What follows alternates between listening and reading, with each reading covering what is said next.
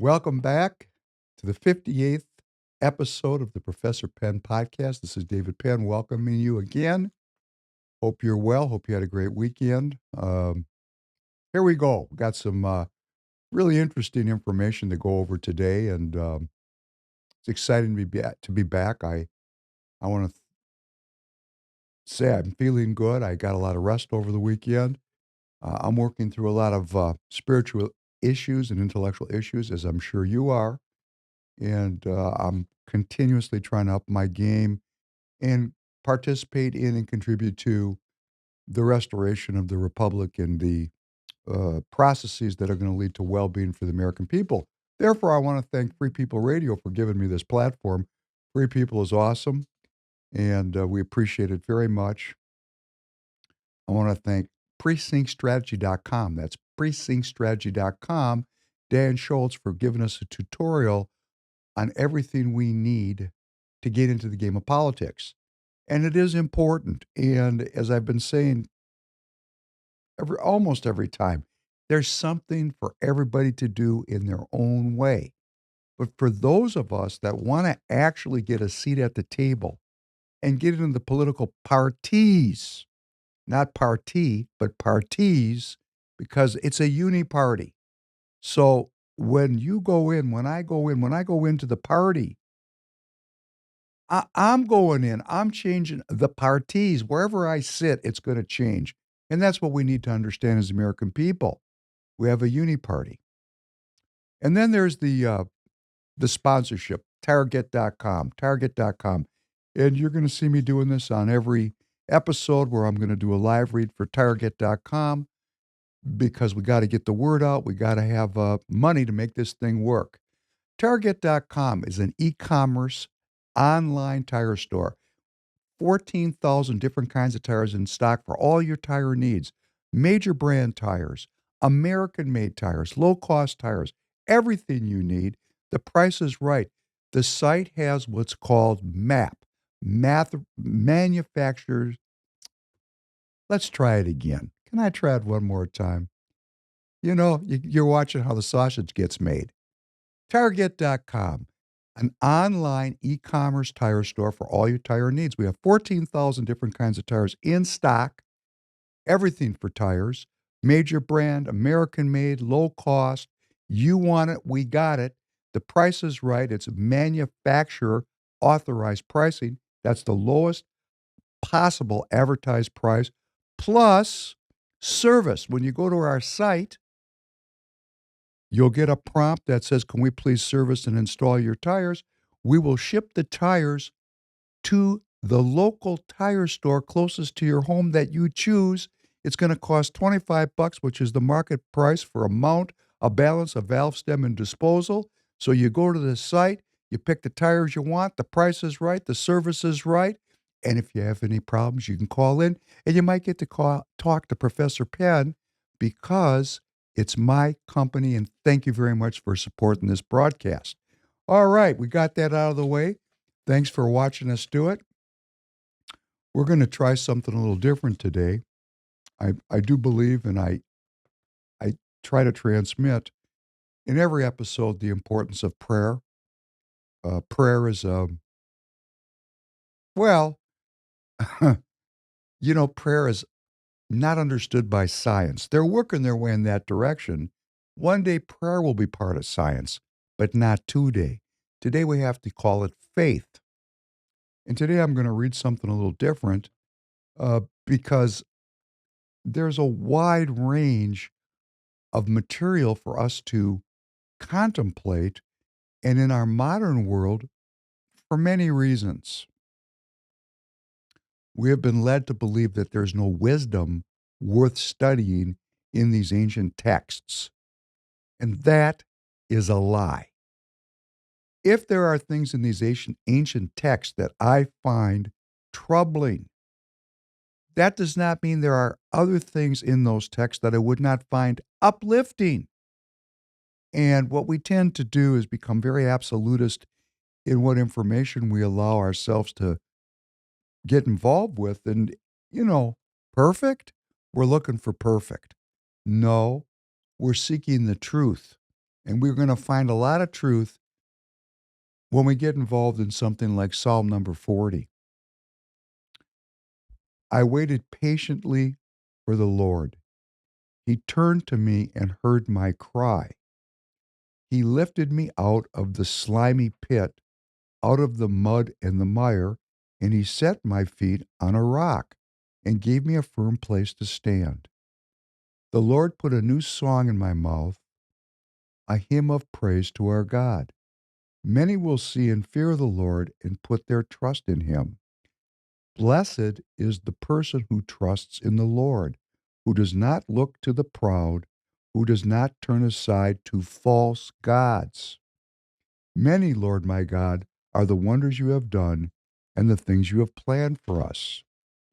None can compare with you, and were I to speak and tell your deeds, there would be too many to declare. Sacrifice and offering you did not desire, but my ears you have opened. Burnt offerings and sin offerings you did not require. Then I said, here I am, I have come. It is written about me in the scroll. I desire to do your will, my God. Your law is within my heart. I proclaim your saving acts in the great assembly. I do not seal my lips, Lord, as you know. I do not hide your righteousness in my heart. I speak of your faithfulness and your saving help. I do not conceal your love and your faithfulness from the great assembly. Do not withhold your mercy from me, Lord. May your love and faithfulness always protect me, for troubles without number surround me. My sins have overtaken me, and I cannot see. They are more than the hairs on my head, and my heart fails within me. But pleased to save me, Lord. Come quickly, Lord, to help me. May all who want to take my life be put to shame and confusion. May all who desire my ruin be turned back in disgrace. May those who say to me, aha, aha, be appalled by their own shame. But may all who seek you rejoice and be glad in you. May those who long for your saving help always say, the Lord is great. But as for me, I am poor and needy. May the Lord think of me. You are my help and my deliverer. You are my God. Do not delay. These Psalms are fantastic. The Psalms of David, these are poems that were written by King David and have been transmitted through thousands of years of time. Tanner, do you know anything about the Psalms? No. Uh, I mean, the, I have like a very basic understanding because I was confirmed as a child, but I don't actually, you never read the Psalms. no, not enough to actually speak on it. Well, I'm going to suggest to everyone to find the Psalms because King David knew how to pray. This guy got himself into some serious scrapes and he kept getting out of them. And it was miraculous the way he got out of them. And he knew how to approach the Lord and pray. He knew how to do it. There's a way to do it correctly, and there's a way to do it incorrectly. You have to figure out how to pray correctly and how to be in a place to receive God's blessing. And that's what we're all learning how to do. I mean, there's nothing extraordinary about this. Now, when we live in a world that tells us there's no miracles and that it's a science dominated world and everything is about science, we're precluding the spiritual realm from acting in our lives, which is a self fulfilling prophecy, of course. That's why how we think and what we say and how we treat other people is so critical to the outcomes and to the experiences that we're going to enjoy in the years to come, in this minute to come. Uh, there's two great commandments. They're really not religious commandments because we could de religiousize them, to use a made up word. Love the Lord your God with all your heart and all your soul and all your might. Think about the spiritual aspect of our lives. Before we even say we're going to have a relationship with God, how about a spiritual aspect? Moving back from the material and developing an intellectual or emotional state where we're not dominated completely by the demands and desires of the material world. That's the first step to having a relationship with the divine is to create a space where you can go and practice some quiet. Like Tanner goes out into the nature, right? That's a spiritual experience, isn't it? Yeah, that's the purpose for why I do it. Oh, that's great, right? So, you know, I went out and walked this weekend. I went for a walk in the woods with my family. I mean, it wasn't a long walk. It was an hour and a half. We were just out in the woods. There was no cell phones. There was no headphones. There was just walking along, trying to be stylish because we were walking on in a mountain in hills, which is easy to stumble and not be cool. You know, being cool is part of it too. In that spiritual place, having some style, walking with some style, speaking with some style. Those things actually add to the experience of the spiritual realm. You know, walking with style. Think about that when you're walking this week. Instead of just walking, have a little spring in your step, a little coordination between your arms and your legs. Walk from your center.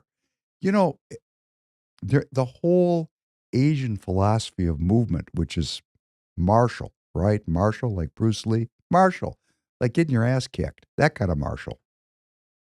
Or kicking else's ass. It's all about moving from your center. People go, what's my center? What is my center? Now, if you know what your center is, bless you for knowing it. That's great. I've been working on discovering my center for, I don't know, 64 years. Because the more you discover it, the more you realize it's a infinite well of power and insight. So it has a physical dimension in movement, but it also has a spiritual dimension. I could go on and on about this. But when you're out walking this week, to get into that spiritual place and open that spiritual door, because so many of us, Tanner, the spiritual door gets slammed shut. Because if you're taught that there's just the evolution of the species, just the survival of the fittest, they're slamming the door. If you believe that, the door slams shut. And then you get the reinforcement. Hey, these religious people, they're kooks. They're domestic terrorists. There's a lot of effort made progressively over the last couple hundred years to paint religious people or believing people as being primitive, uninformed. We saw in the last piece, Margaret Sanger. She said, hey, these people need to be regulated in their family sizes. Regulate the religious. Well, I totally get why. We can see that what's going on in Israel. The religious there have had, 5, 10, 15 kids per family, and they've outpopulated the secular humanists, which, when you got Jews, you got believers and you got secular humanists. Okay, that's just the way it is. I mean, if you're going to take down a structure, go right to the root causes, which is, Judaism is the root of Christianity. So in Israel, we've got it's all, they say it's 50-50, who knows? But the religious people have control of that government in a democratic process. And the progressives, the leftists, the communists, the whatevers, because there's a lot of ways to call them, just like they call the religious all this name calling, labeling. This is a cognitive distortion. We got to cleave there. Israel's a great place to watch what's going on because you have the spiritual in conflict with the material, or however it feels right for you to say. But they've just had more babies. Demographics is destiny. So, of course, the leftists, the globalists, the communists are saying, this is the end of democracy. These people are going, well, it is a democracy. And just the way certain laws were legislated over the last 100 years to bring about a certain kind of social outcome, through demographics, another set of laws may be erected. If we believe in democracy, we live with that result. That's why I say precinctstrategy.com, get involved, because we have to live with the result. Let's take a look at a couple of videos here to set up the next piece. Could you play this opening of the 1936 Summer Olympic Games, please?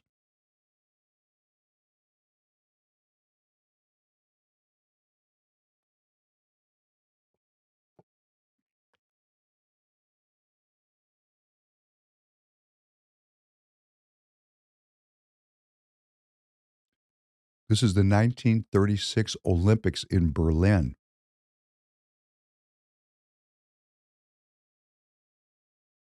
This film, of course, was from a Nazi perspective, but we see all the pomp and circumstance of the opening of Olympic. Herr Hitler coming to the viewing stand, the president, the Fuhrer of Germany, taking flowers from a little girl. How beautiful.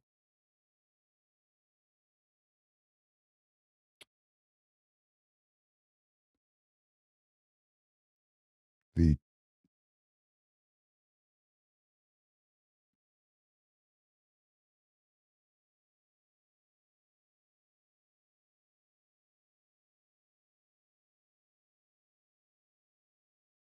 There's the Olympic torch coming to light the Olympic flame. The crowd goes wild.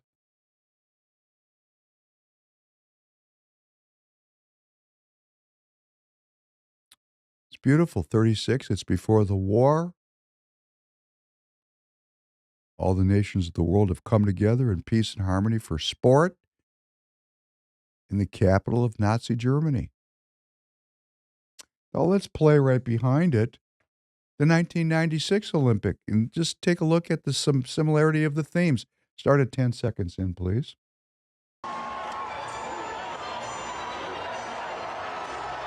Here we come.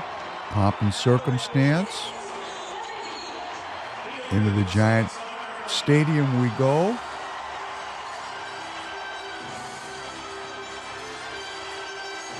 And there's our President Bill Clinton with his wife at the time, still his wife, Hillary Clinton.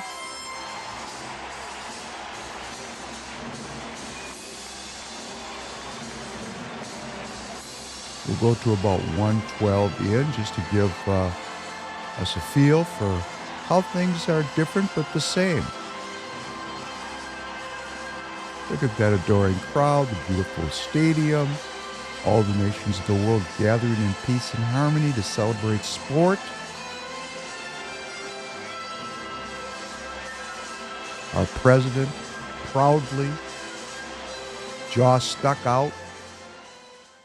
Well, when I saw that in 1996, and those of you who watch it, we really weren't thinking about 1936, were we? Well, let's see what happened in Berlin just shortly after this Olympics in 1945. We're going to look at Berlin, a 1945 short. A short. Can you play that, please? And here's Berlin just after the war. We have scenes of complete and utter devastation of children on the street looking forlorn. Everything's destroyed. No cars. There's buildings falling down after the war. We have the civilian population working manually to try to restore some semblance of order.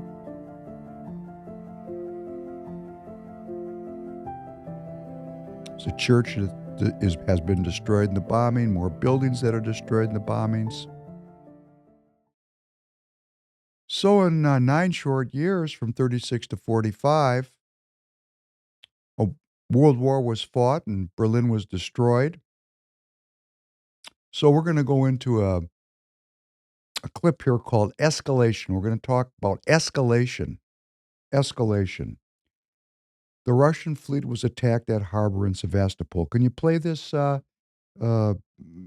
piece on the attack? It's 2 minutes and 20 seconds long, please.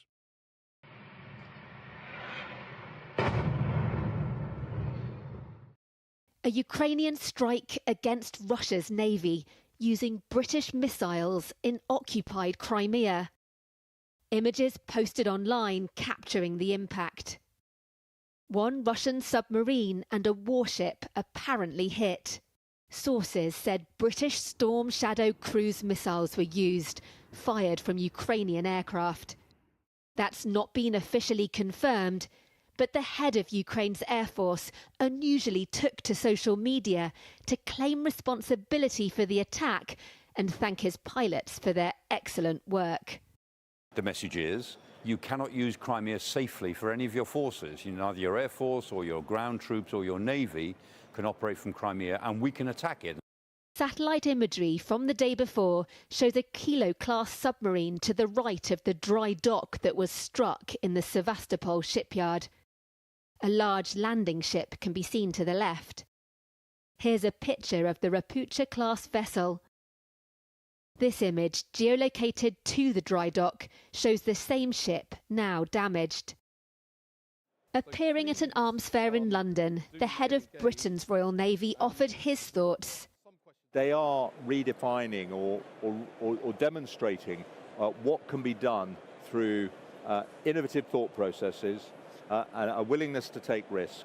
And as we've seen in a number of those areas, some really significant adaptations of tactics, techniques and capabilities in order to try and generate a capability advantage over the Russians. And I really applaud that. As dawn broke, evidence hung in the air of the aftermath of the attack. Moscow said Ukraine had fired 10 cruise missiles, with 7 shot down. But it said 2 vessels were damaged and 24 people injured. This blow to Russia's Black Sea Fleet may well not be the last, as Ukraine has signalled there's more to come. Whoa. Did you know about that attack? I did not. Oh, well, it was not really reported in the United States. And I'm going to tell you, it's quite an intense attack, and it was a major escalation of this war because the British have supplied very powerful cruise missiles that travel at tremendous speeds and go really long distances. They gave these missiles to the Ukrainians, and they said, hey, don't attack Russia with them. Wink, wink, nod, nod. And of course, the Ukrainians teed them up. Now, of course, the Ukrainians' comment is the Crimea is part of Ukraine. That's their comment. That's going to be their cover story. But, it's been the home of the Russian fleet since forever. And it's really not going to be part of the Ukraine. It's just not. They're bombing, using Western high-tech weaponry to bomb Russia inside of Russia. And you know why this was not reported? And I'm going to ask you, if you saw this on, American news, CNN, MSNBC, ABC, CBS, if you saw it, put it in the live chat. I looked, I couldn't find one single news story from an American legacy or mainstream media outlet. And the reason why is what the Russians said was, okay, gloves are off. NATO targets are now fair game. In other words, the British are supplying the Ukrainians with the kind of weapons that could strike Moscow. So they're saying, hey, if that's the way it's going to be, we have to protect ourselves.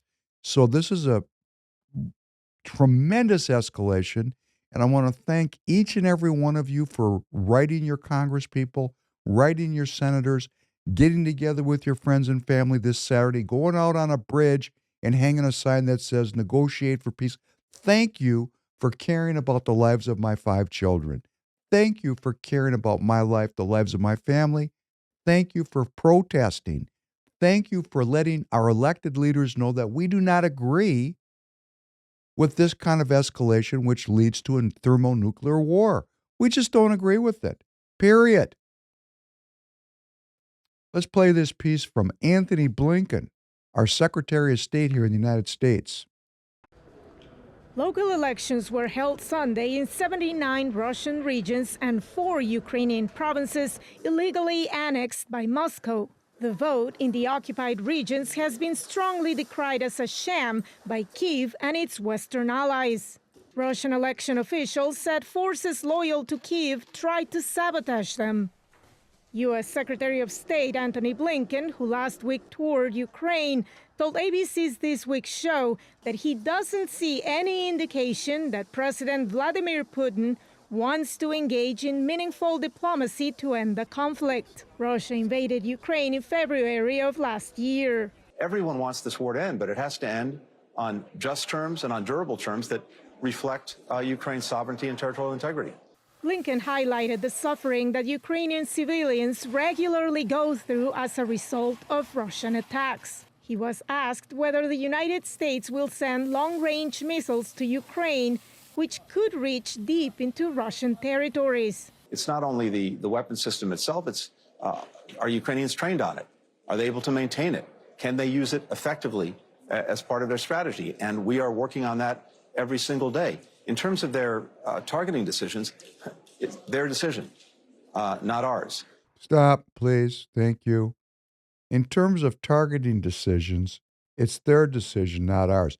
This may go down in history as one of the greatest lies ever told to the American people. The Ukrainians don't buy toilet paper without getting a requisition request signed off on at the CIA and the State Department. They're a proxy army on the payroll of we the people. I am paying for this. So I want to say again, thank you for protesting and letting your elected officials know that you're not going to vote for them again if they support this war, because I don't want to die. I want to live. I love living. I don't want to die in a thermonuclear war or the Holocaust that's going to come afterwards. These people are escalating this war. We, the people, have to de-escalate it by electing officials that are pro-human well-being, by standing up and telling the truth. I believe in peace. I believe in human well-being. There's nothing human well-being about this. They're going to provide, when I say they, I mean they, not, I'm in protest of this. The U.S. military and our government, our elected leaders, are going to give the Ukrainians U.S.-made surface-to-surface, they're called Army Tactical Missile Systems. I love their acronyms. ATACMS. They call them ATACMS. Isn't that great? Hey, it's a business. ATACMS. I sit there at the convention. I'm working for a military contractor, and I got a big sign behind me, and it's ATACMS. And the people come up to me and say, oh, let me tell you about our ATACMS. And I'm selling missiles of death. That's what I'm doing. So these things go 155 miles. And Blinken is saying, hey, we're giving them, but what they do with them, it's up to them. No. He's lying to us. It's a straight up, bald-faced lie. You don't give weapons to a country at war with a nuclear-armed antagonist that can strike into their heartland unless you're looking for escalation. And that's clearly what they're looking for. And he had another lie. He said, well, the Russians aren't willing to negotiate a settlement that's just. When you're at war, justice has got nothing to do with it. There's no justice. It's only who's going to be left. And who's left is going to write the history, which will then take on the trappings of justice. This is a straight up brawl. There's no rules. The rules are quickly disappearing. You're watching them. I'm playing the evidence that the rules are disappearing.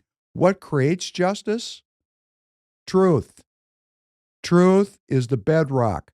Antony Blinken, Secretary of State, thank you for telling me the truth. Thank you for telling me the truth. And when we hear the truth, we can get to justice. But we're far from the truth. We're demanding the truth. Let's play my favorite theme song for these people. We've played it before. Brooke Benton, Lie to Me. Just to lighten up the event today. I just want to lighten it up. Play Brooke Benton. It's great.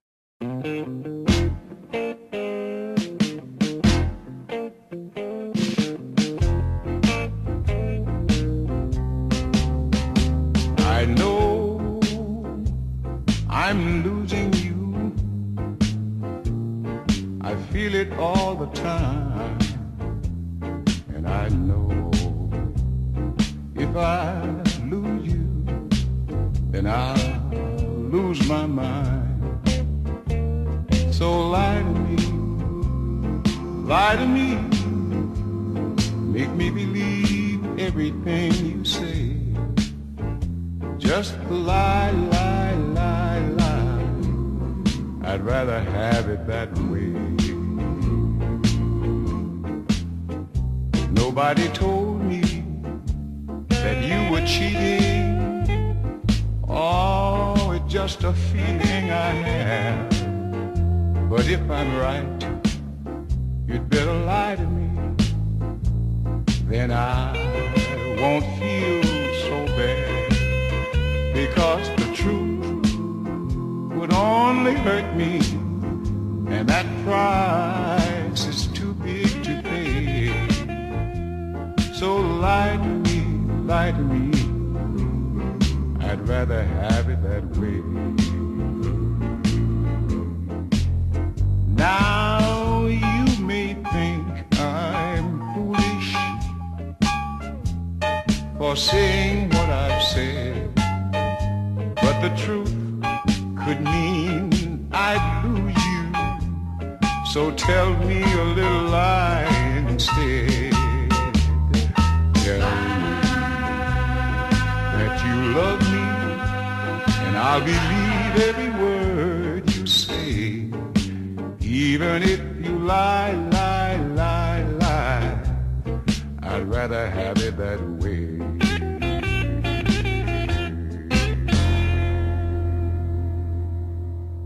We have a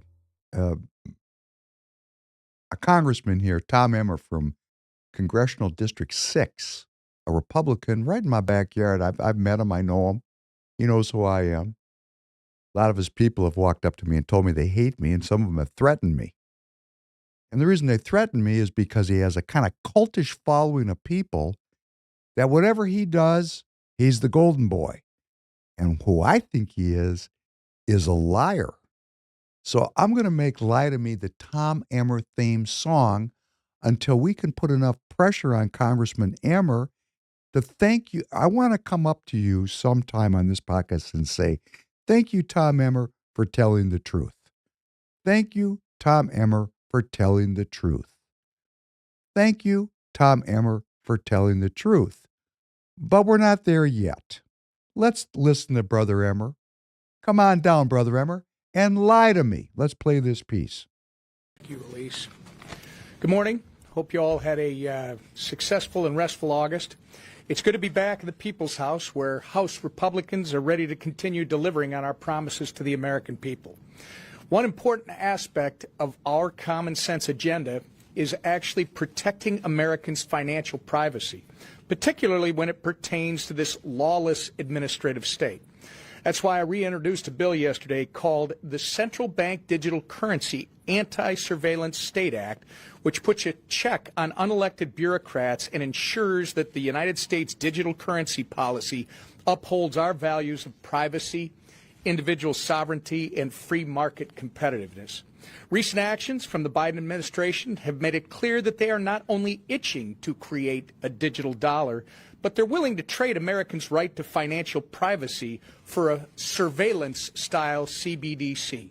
This bill ensures the future of crypto is in the hands of the American people, not the administrative state, by prohibiting the Federal Reserve from creating a tool with unfettered insight into Americans' financial data. If not open, permissionless, and private, like cash, a CBDC is nothing more than a CCP-style surveillance tool that can be weaponized to oppress the American way of life. We're not going to let that happen, not on House Republicans' watch. And I want to thank the Financial Services Committee for considering our bill this month, and we're going to continue working to ensure that the digital economy is designed by Americans and emulates American values. And I return it. Okay, my audience, I communicate with many of you, and thank you for that. I appreciate it. And we're going to get into the balls of this thing. I mean, it's really mucky and miry, and that's why I read that psalm at the beginning. I mean, these people whoa, the rest of this podcast, we're going to be talking a little bit about some political theater in a couple different realms. And I recognize for myself when I see this, I just go, okay, I'm running for the hills. But I can't do that because I have a love for this country and I love my God, and I cannot abandon for my own personal gain what I know to be the truth. And here's the truth. The truth is, the truth is, this is the most transparent and simple bill to read I've ever seen. These bills, when they propose legislation, they're like 100 pages long at the shortest. Sometimes they're 3,000 pages long. I mean, you got to sit down with, some 8-hour energy drink to get through one of these bills. And Professor Penn has been reading this kind of legalese for 25, 30 years, so I can go through it pretty quickly. If you go and you read it, you're going to go, I don't understand a single word. What are they talking about? Because they read it that way. But this bill, see, this is what you can do, what I can do, Tanner can do. We can actually go and read this stuff. And this bill was less than a page long. Really? Something as powerful as regulating central bank digital currency, which is all over the Federal Register that they're developing it, and President Biden has issued an executive order to hurry it into use, and they come up with a bill that just says right out to amend the Federal Reserve Act to prohibit the Federal Reserve banks from offering certain products or services directly to an individual, to prohibit the use of central bank digital currency for monetary policy or for other purposes. Wow! One page, one line. Powerful. Of course, you get down to the fine print. The fine print down, but still one page. With respect to any central bank digital currency study or pilot program of the Board of Governors of the Federal Reserve System, the Board of Governors shall consult each Federal Reserve Bank with respect to such study or pilot program and issue quarterly reports to the Congress on findings and determinations made in carrying out such a study or pilot program. Isn't that strange? It's on the same page. If the Congress is saying we're not going to do it, why don't they just put in the bill, stop studying it? You know why? This is theater.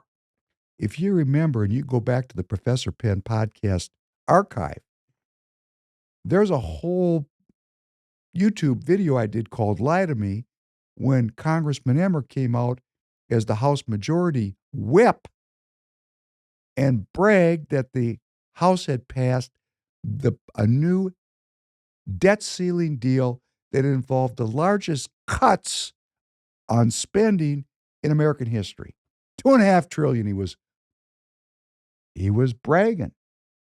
It was complete and utter BS. Complete.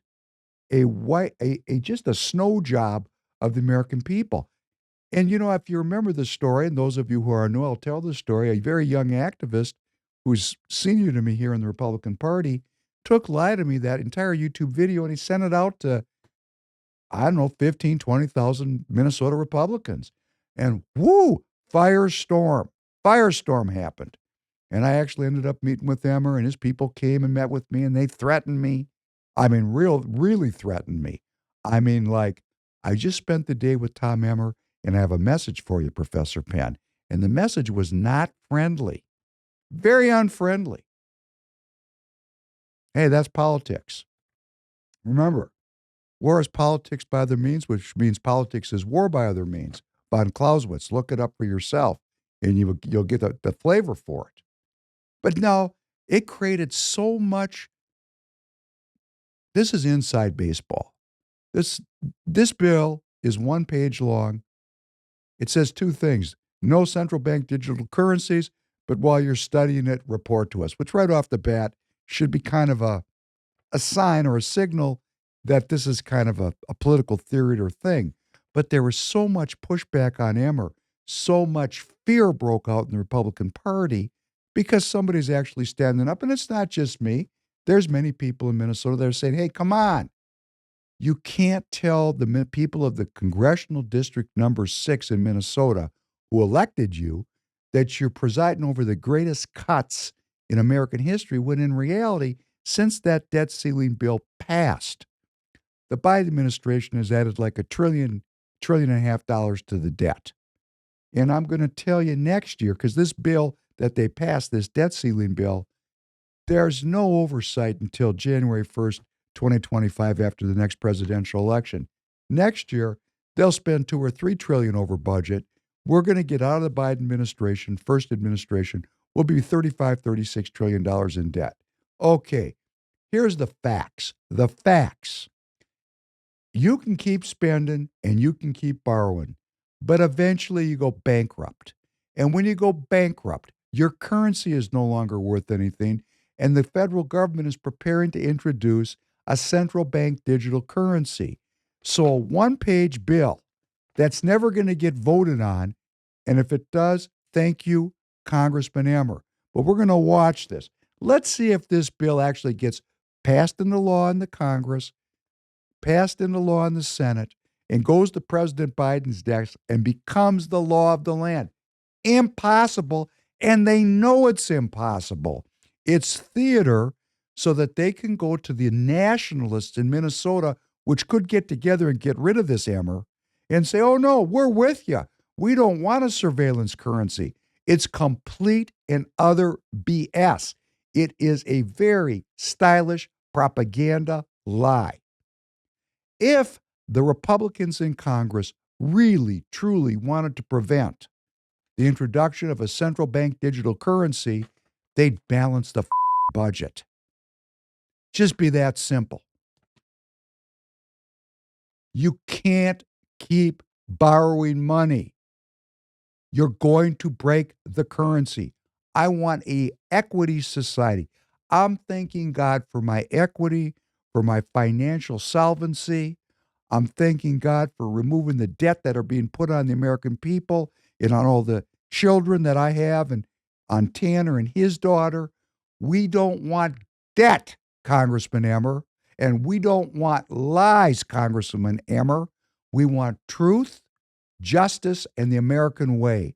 We want to have a dollar in my pocket that has value. We want to value up, not value down. So that's very simple, isn't it? It's called political theater. It's a story. They're selling a story because they're afraid. They're afraid of the nationalists. The nationalists. We're not going to call them Republicans or Democrats. That's another story. That's a BS story. They're afraid of people that love God and love country who are now moving into politics to save our faith and to save our families and to save our country from lies. Lies. Who's the master of lies? Okay, look it up for yourself. Now, if you're watching me and you're saying, Professor Penn, I don't want to get involved in this. This is goofy. These people are crazy. It makes me feel bad to even hear this. I'm with you on that. I'm with you on that. But at least I have feelings. When I'm low, I can have joy. When I'm scared, I can have security. If I can't feel anything, if I disconnect myself from reality for my convenience, like if I get high every day or spend all my time in electronic media, numbing my feelings, I'm really giving up my power as a human being. And I'm handing my power over to liars and thieves and con artists. How do we win this day? How do we reestablish America? Number one, I'm trying to be as good as I can. And I fall short. And I know when I fall short. And I'm going to keep trying it every day. And maybe you'll get to see me become a good person through my role as working with you. I'm working on it every day. And I know people are going to put, maybe, I hope so. Someone will put in the live chat, oh, you're a good person, because people do it. Well, you know what? It's an infinite becoming. And I'm not going to sit here and go, oh, great job. No. This is a full-on effort to bring goodness back into America so we can arrest this process of lies and deceit that's undermining justice. And if there's no truth and there's no justice, there'll be no peace. Do you remember what Berlin looked like? Beautiful Olympics in 36, 45 destroyed. Beautiful Olympics in 96. I don't want to see where I live, Minneapolis, St. Paul, destroyed? Unnecessary. And for those of you who say we've got to fulfill the book, I'm going to work for human well-being. That's what God wants me to do. That's what God wants all of us to do, to pursue well-being, which includes understanding ourselves spiritually, understanding our spiritual world, and the two great commandments. So I'm going to continue to work. I'm going to continue to strive. I'm going to continue to try to develop myself. And I'm going to continue to tell the truth in the hopes that we will have justice and that we can have peace. And I'm going to thank you for going out and protesting these people, because that's how they're going to change their behavior. They're not going to be good. They've shown us they're not going to be good. What will make them good is we, the people, holding them accountable and demanding them to be good, representing us. So when we're good, we're going to demand our representatives are good. And guess what? Miracles could happen. A miracle can happen. I want to tell a few personal stories, COVID stories. Take a few minutes and tell some COVID stories. We live our lives by stories, and I'm trying to become a much better storyteller. And sometimes I'm on and sometimes I'm less on.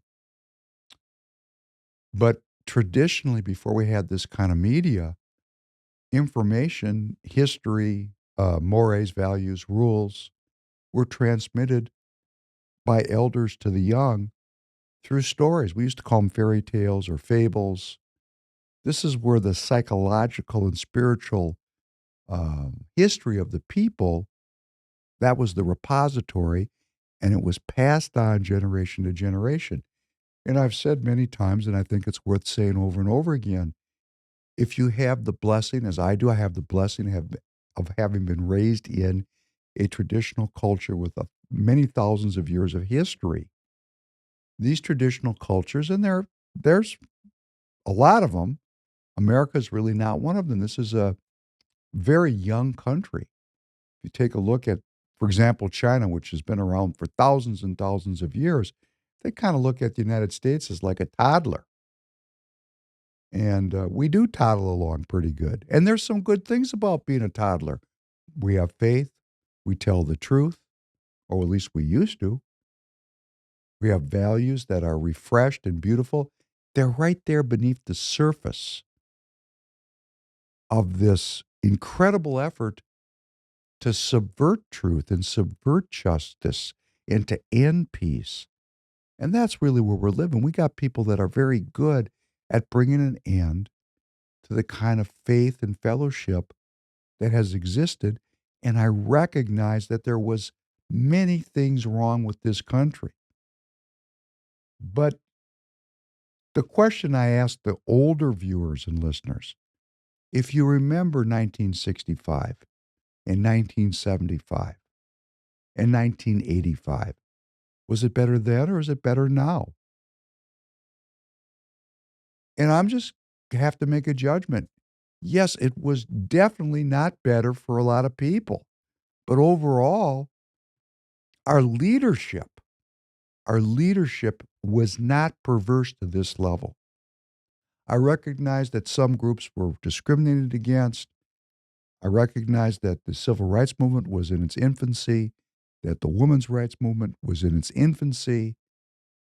But those movements prevailed.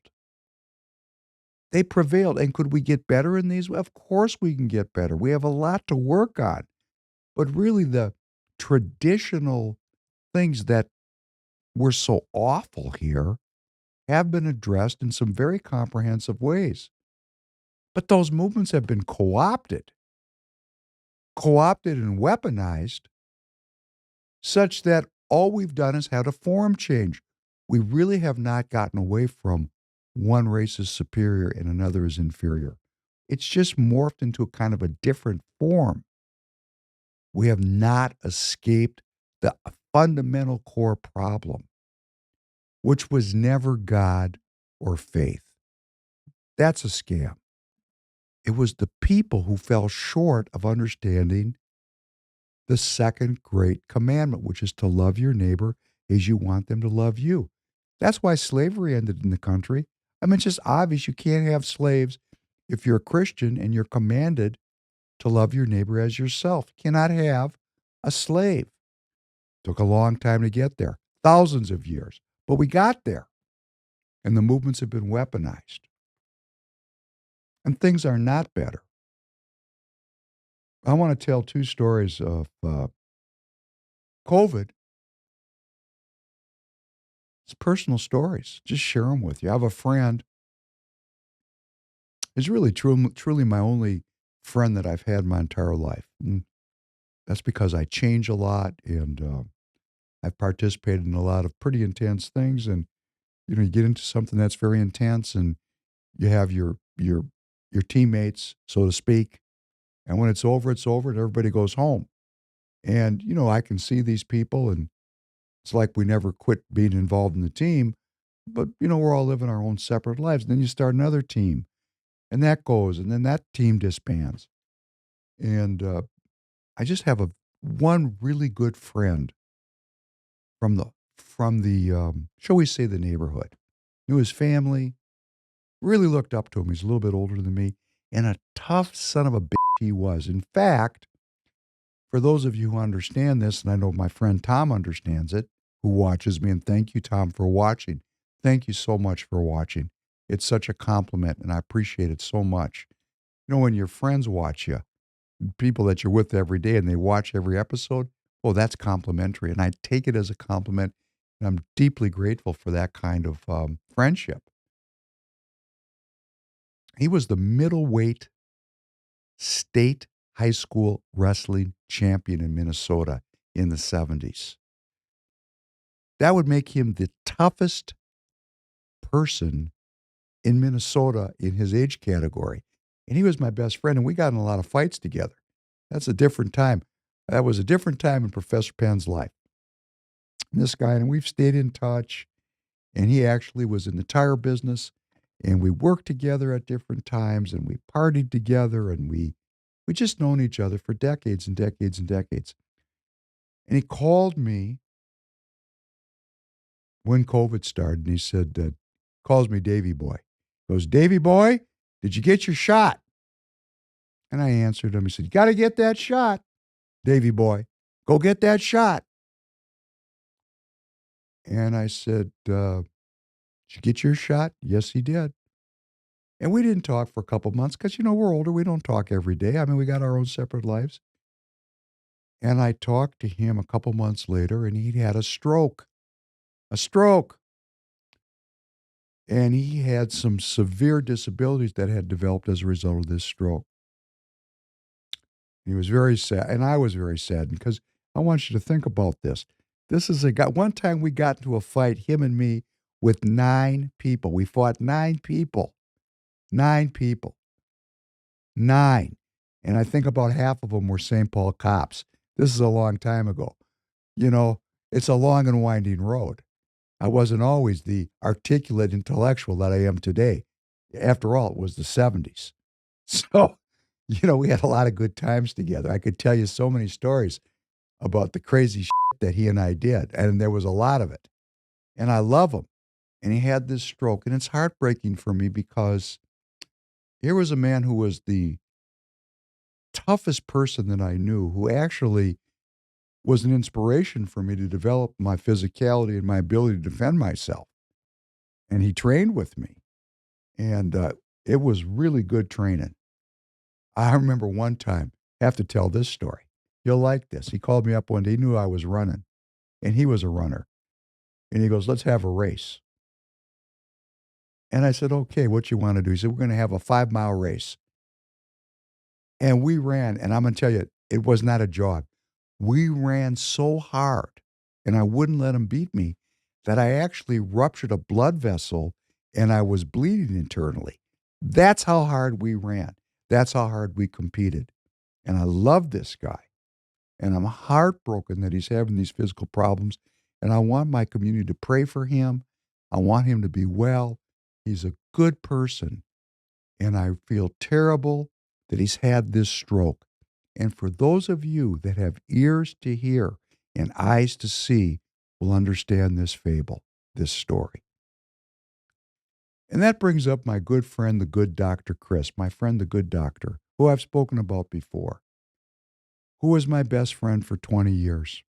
And I love his son, who I've not spoken with. I miss him. I was close to this family, and I am close to this family. I could call him tomorrow, and we would be close because we were such good friends. And this man was famous, famous, known all over the world. Was on the worked at the University of Minnesota. He was a leader of the health freedom movement. He practiced what's called integrative medicine, integrative medicine is using allopathic medicine with style, gaining the benefits from science, but not giving over to science such that human well-being is ill-served. When you went to his office where you got examined, it was like a library. He sat behind a desk. To get in to see him, you might wait 6 or 8 months. The appointment, he talked to you for an hour. Not 15 minutes in a cold examination room where you're all nervous. A beautiful room with sunlight coming in and books and pictures and very comfortable chairs. And he'd talk about life. But he was assessing all the time your well-being because he was there not to sell drugs, not to sell surgery. He was there to maximize your well-being. As he told me, to compress morbidity such that life would be good up to the last breath. Because if you have a long period of morbidity means a disease process which fundamentally undermines your well-being. Because some people have morbidity we have people getting diabetes as teenagers. They're going to be diabetics until they die. They might be diabetics for 40 years. And that's horrifying. Horrifying. And he was trying to help people reduce their chronic conditions, compress their morbidity such that they would lead more well-being lives. And I went to my friend Chris. He was not my doctor, he was my friend, but I did go see him as a doctor to ask him about COVID and ask him about the shot. And we talked, and he was looking at me. He goes, "When's the last time you saw a doctor?" And we were talking, and I was in his blood draw room, and I looked over, and there was like 20 vials of blood coming out of my eye. I said, "What are you doing?" And he goes, hey, we're going to check you." I said, "Thank you very much." So really a good friend. And came over to my house, and the lovely Mrs. Professor Penn made my friend and his wife a beautiful meal. A beautiful meal. I mean, it was a gourmet, multi-course, just fantastic. It was right in the middle of COVID, when COVID was starting to lighten up, where we could get together again. And he came over, and we had so much fun. It was fantastic. And my friend and his wife ate like kings and queens. And it was an ethnic meal because it was traditional Chinese cooking, which is super healthy, which he totally appreciated because he knew that health and well-being, nutrition is a fundamental cornerstone of achieving health and well-being. And it was fantastic. And he went home. We talk a lot because we had an intellectual conversation going on. And I didn't hear from him for a while. And I called him, and he had COVID. And he died of COVID. And it was horrifying for me. It's still horrifying for me to even think about. I miss him. I miss him less now. That's because I'm a warrior. But it was a painful, painful passing for me because he was very, very close. I'm telling 2 stories about 2 friends, one who had a stroke and another one who passed because of this COVID thing, this very terrible period in world history. And I was home this weekend and thinking about this and talking about this with a young man in my house who's 12 years old, who I'm a father to. And we were talking about that dinner. And Chris always prayed before he ate because prayer is so critical, as we keep saying. Here's a medical man, MD, PhD, can't get any smarter than this dude, graduate of Notre Dame, professor at the university. I'm talking about a scientist who believed in God. And he would always pray before he ate. And he looked over at my young man that I'm with every day, and he said, "Would you like to lead the prayer?" And of course, that freaked him out because he'd never been asked to do it. And he said, "No." So Chris led the prayer, which was great. And I was home this weekend, and this young man said to me, I know how to pray before the meals now. I said, "What do you mean?" He said, "Do you remember when Chris came over and I couldn't pray? I've spent the last year learning how to pray. Let me show you." This is the power we have up until our last breath to affect the people around us. This is the the uh, the punchline of this story is my friend died just after that dinner, and here we are, many months, over a year later, and a young man who's 12 years old, his life has been changed by that dinner, and I didn't know it. So it's a personal story. It's a beautiful story. There's a lot of beautiful things I could say about this man, but I want to remember him and I want to honor the influence that he's had even after his death in making a well being world. It's beautiful. Okay, that was an interlude of beauty in between two horrifying examples of political theater. Let's try another one. Can you play this clip under political theater about the rocket launch, please, Tanner?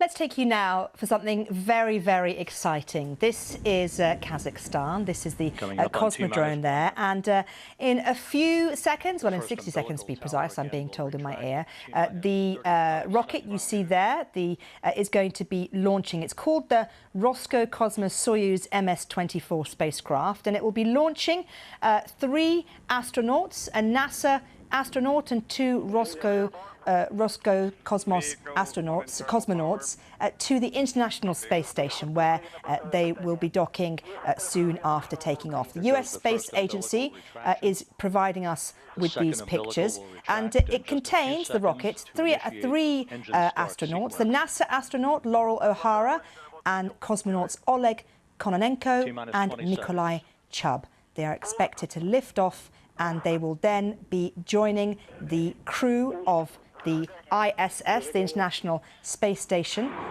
And I think we can just hear now. You have engine ignition. Second tower separation. 3, 2, 1.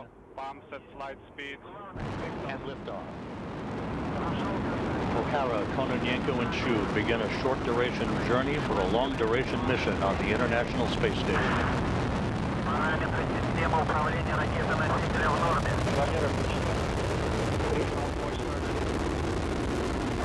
All vehicle parameters are normal. 23 seconds into the flight. Good roll, pitch, and yaw program. Engine performance on the first stage nominal.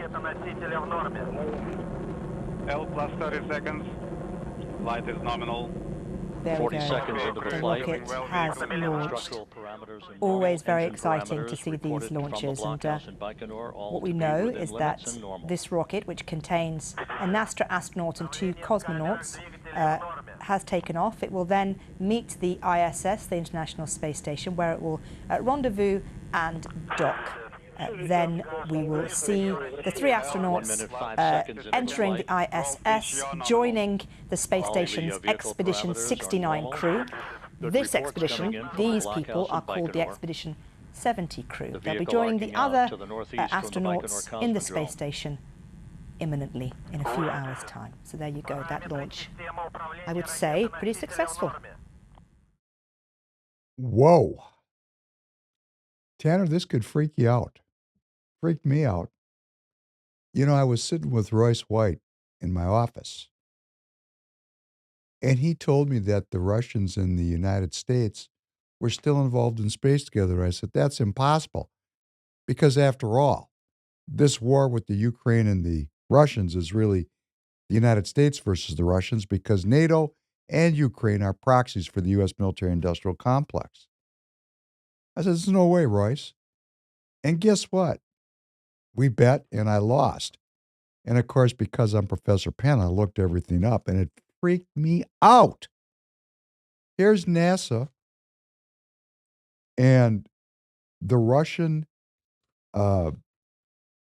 equivalent, which is called Roscosmos, working together to launch two Russian cosmonauts and two Russian cosmonauts and an American astronaut named Laurel O'Hara. She's a former research engineer at the Woods Hole Oceanographic Institution in Massachusetts. And they took off, this is last week. So while the British and the Americans are arming the Ukrainians with long-range cruise missiles and attacking targets inside Russia, the highest expression of our military-industrial complex, which would be Space Force, it doesn't get any more high-tech than Space Force. They're still working together. I cannot describe to you the dissonance that I feel and the uneasiness that I feel when there is an alleged war going on, but the two countries are still working together to launch people into space, which is the highest expression of the military-industrial complex, space exploration. And they call it exploration. It's not just exploration. These people are up to something together. Of course, I don't know what. But I start poking around. And the first thing I do is I look up this Roscosmos, which is a $1.92 billion budgeted Russian space agency company that employs 170,000 people. These are the people that make their rockets that are killing Ukrainians. And guess what? Not only that, but this company is offering to its 170,000 employees special financial bonuses for becoming warriors and going to the Ukraine to kill Ukrainians, which of course there's a lot of Americans there fighting amongst the Ukrainian army. Now, what kind of scam is going on here? What kind of con is this? So we've got NASA working with Roscosmos, and at the same time, they're working against each other? Are they really working against each other? Come on, this rocket went off last week. You'd think they would cancel it, called on a counter rain, something. But no. They're still cooperating at the highest level of technological achievement and development. And wouldn't it be strange to find out, which I did? Do you remember we were talking about Elon Musk turning off the Starlink satellites so that the Ukrainians could not attack the Russians in the Sevastopol harbor? Remember that? Yes. Right? What did we show here? They attacked the Russian fleet in Sevastopol. So that was kind of a cover story, wasn't it? So you dig around a little bit farther, and guess who NASA is using to launch our rockets? Well, that would be SpaceX, which is owned by Elon Musk. Its revenue is $4.6 billion a year. It employs 12,000 people. Now, the Russians have Roscosmos that employs 170,000 people, and it's budgeted for $1.92 billion a year. SpaceX is kind of an outsourced by the U.S. government. Musk figured out a way to launch rockets and do this rocketry at a much lower cost than a government program. So he's got a government contract. And guess what? He owns a company inside of SpaceX, a subsidiary called Swarm Technologies. What is Swarm Technologies? Well, first of all, QTEL, the venture capital arm of the CIA, lists Swarm Technologies as one of their CIA startup companies. Who's Elon Musk? He's in business with the CIA. That's who he is. What does Swarm do? In 2018, Swarm became the first U.S. company to be found to have deployed satellites without regulatory approval. Well, why not? It's a CIA operation. And they deploy what's called pico satellites. These are small, miniaturized satellites. This is this Starlink idea. Now, what are these people up to? What are they really up to? What are they up to? I thought we're at war with the Russians. Oh, no, it's a proxy war. Whatever. It's like Democrats and Republicans. It's political theater. We, the people, are at war with the Russian people. We just are. I mean, we just are. We just, we're allowed to go about our daily business. I mean, if you're living in Boston, you didn't take a direct hit from a nuclear missile yet, but you will if this keeps up. So again, thank you for going out to protest. Thank you for writing your Congress people. Thank you for writing your senator. Thank you for talking to your friends and neighbors such that we end this war. Because we are going to be the victims, not these people that run this rocketry, which is like tomfoolery. These people are still in business. They're still working together. What does Swarm do? Swarm is setting up a satellite network in low Earth orbit. It's called LEO, low Earth orbit. Hundreds and hundreds of these satellites, which allow the internet to function. But guess what else? It's not just the internet. The militaries have their own communication internet. Did you know that? I guess I didn't know that, but I had assumed that's how that Makes worked. perfect sense, doesn't it? Yeah. So in other words, they can shut off our communications anytime they want to, but they can communicate freely amongst themselves. Hmm. Isn't that interesting? Interesting. Interesting. Do you feel set up? I feel set up. I feel set up when my government is telling me I'm at war with the Russians, that we have to put in more money. President Zelensky is coming this week to collect more cash. Everybody's about giving them the cash, giving them the weapons, fight the war. There's dozens of countries that are participating in this because, America's influence is still quite strong. But the Russian Roscosmos Space Agency and our NASA Space Agency, which has outsourced its rocketry to SpaceX, to Elon Musk, who owns Swarm Technologies, which is setting up an Internet of Things satellite system, which allows the militaries to communicate when we're off air. I don't feel real good about this. I want to be very honest with you.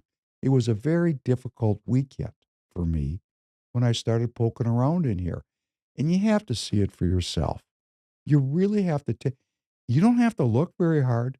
I mean, it's not like you have to go down to the archives in Washington and pour through, hidden documents. Just go to Wikipedia and start reading. Please. This only works when we see it for ourselves.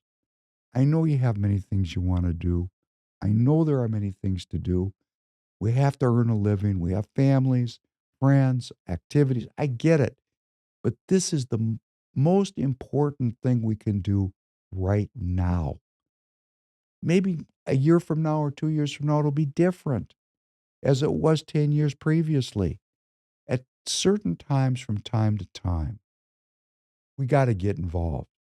We got to see it for ourselves. We got to do whatever we can do, what's within our purview to make our influence felt. Like my friend Chris, over a year after his death, is influencing this young man who lives with me, who I love. And I didn't even know it. Our influence spreads out in the world in ways that we cannot track, we cannot control. Our goodness spreads. We don't know how it spreads. So we be good, we be educated, and let's just talk about where we're at. Let's just end up, where are we at? Where are we at today? Well, I want to just talk about my backyard because that's what we need to focus on. Now, if we're chosen to be an international player or a national player, we have a wider scope of action. But I'm chosen right now to work in my neighborhood. That's who I am. And I'm totally great with that because that's where the action is.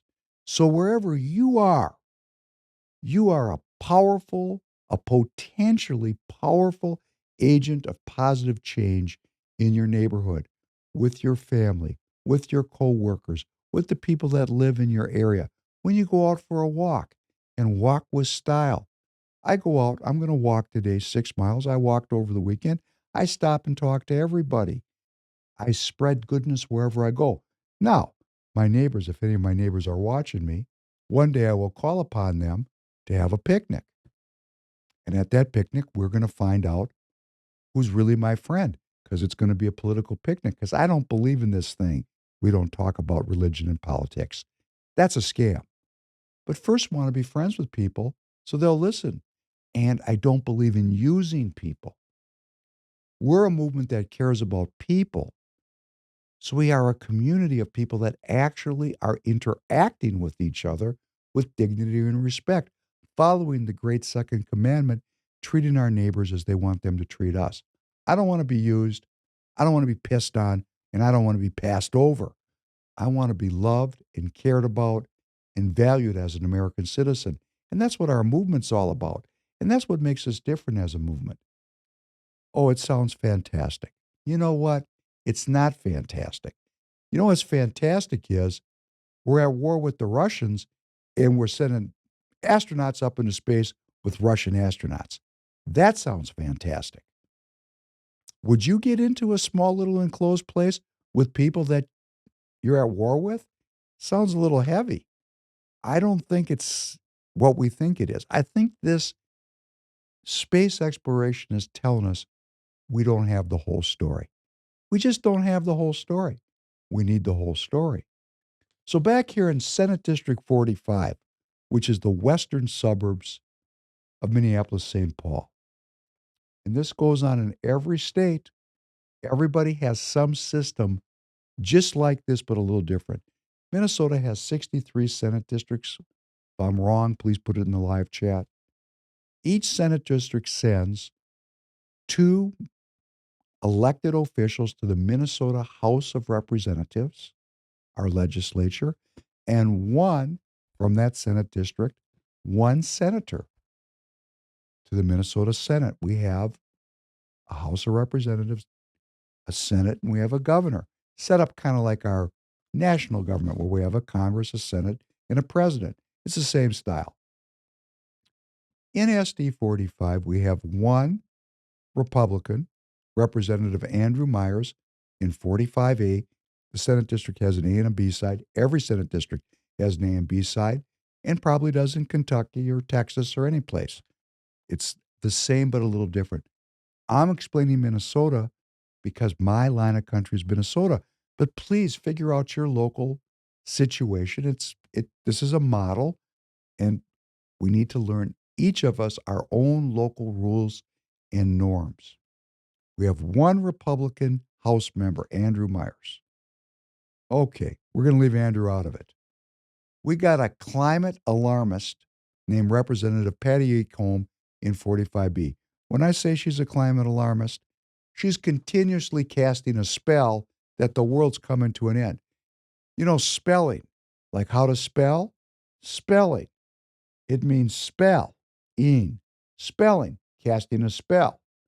Casting a spell like, oh, I would like all the people to be well. Thank you, God, for human well-being. Thank you, God, for the health and well-being of my family. Thank you for providing for all my needs. Thank you for directing my path. Thank you for making me an American. Thank you for giving me courage. Thank you for giving America glory. Thank you for giving strength to the weary. You see, we're casting a spell. We pray, and whatever we wish for when we pray, we believe we will have received it, and we shall have it. It's spelling. So what do the climate alarmists tell us? The world's coming to an end. The world's coming to an end. Humans are destroying the world. I'm not even going to say it anymore. You got the message.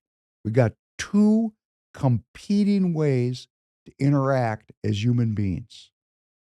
One's uplifting, the other one's taking us down a hole. Have to make a choice. So we got a climate alarmist, Representative Patty Acomb. And if you're in Minnesota and you'd like to run against her, please get in touch with me. We're going to find a candidate. Thank you, God, for giving me a good candidate, because we want to get Patty Acomb retired and send her back to her government job because she's on the payroll, and so is her husband. They're part of the system. We need an American citizen to come forth and be a champion. Then we have a state senator. That would be the doctor.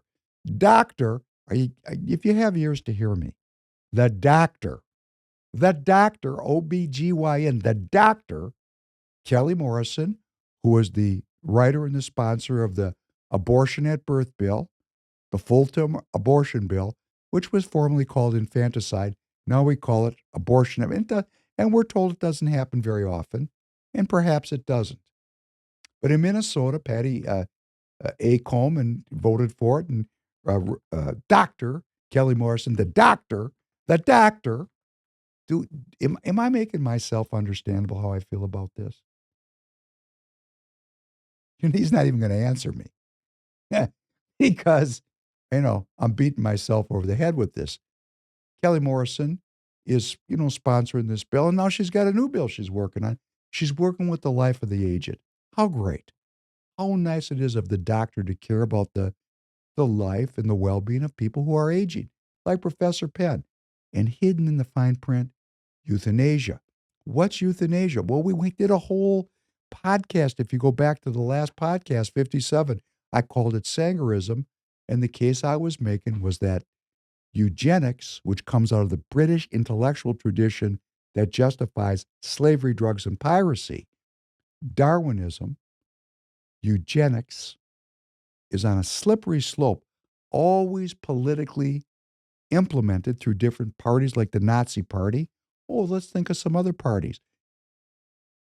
What's the slippery slope, the continuum? Birth control, abortion, euthanasia, and then genocide. And as I said, and I want to be very careful about this, where are we?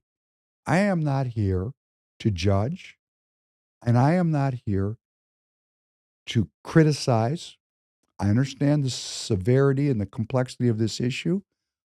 All I am trying to do is to let the audience, the viewers and the listeners, to know where birth control, abortion, euthanasia, and genocide come from intellectually. Where are the ideas in my head coming from? That's what Professor Penn works on. Why do I think the way I think? Why do I think this way? Well, in this case, Darwin, survival of the fittest, Spencer, cultures are just like organisms, the fittest survive. Oh, that would be called the master race. Galton, Sir Francis Galton, how to operationalize eugenics as a political movement through the Masons. Malthus, who said, not enough food, too much population, we're going to have a lot of starvation.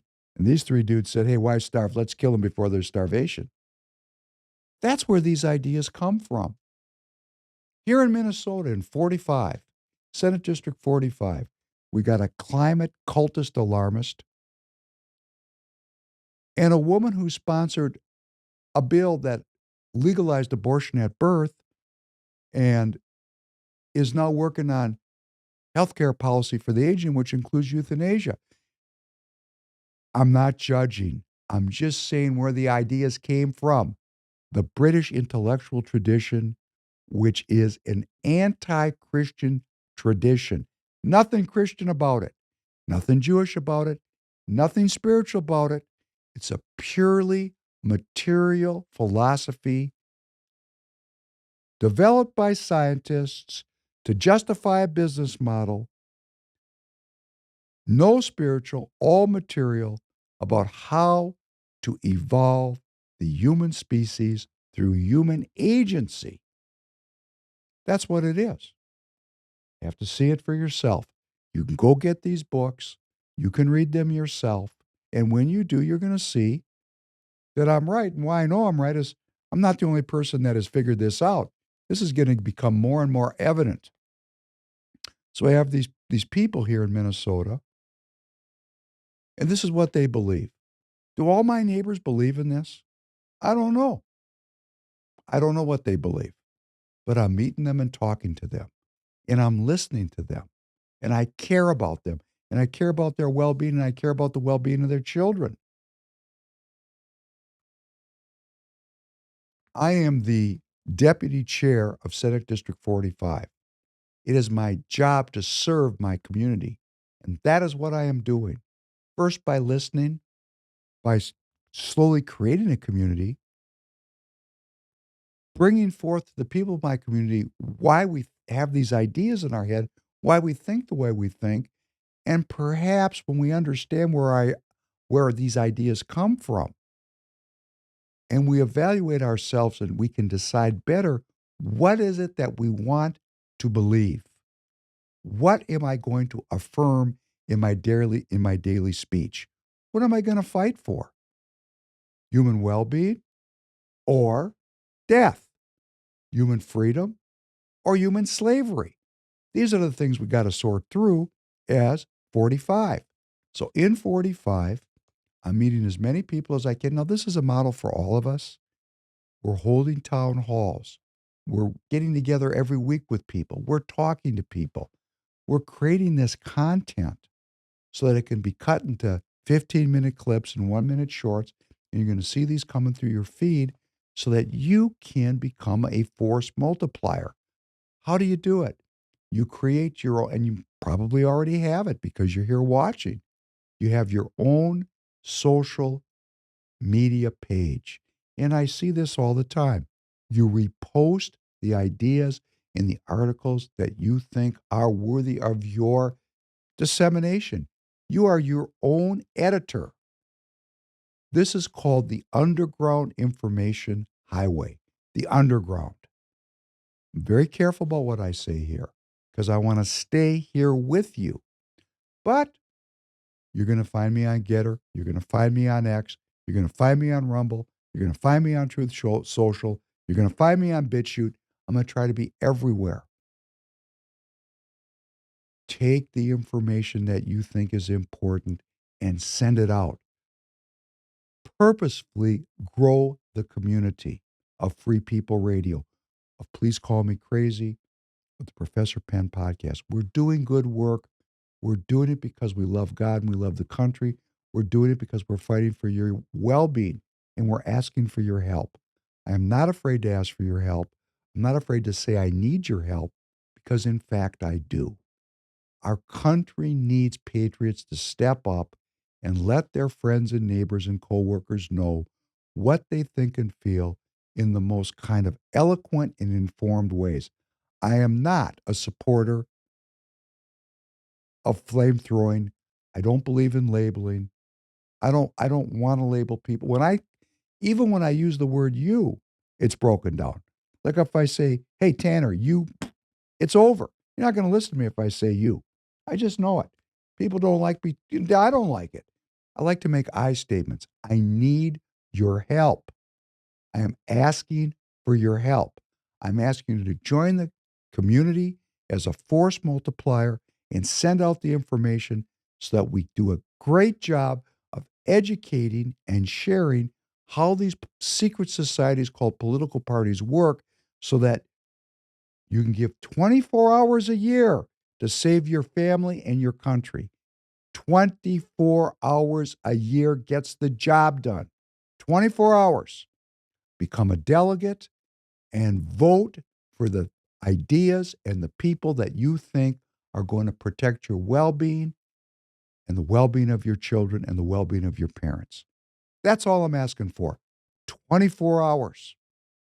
And on that note, I have to end. And I want to thank you for joining me. I want you to send this out. I wish you well. And I'm going to look forward to seeing you again Thursday night. Thank you very much.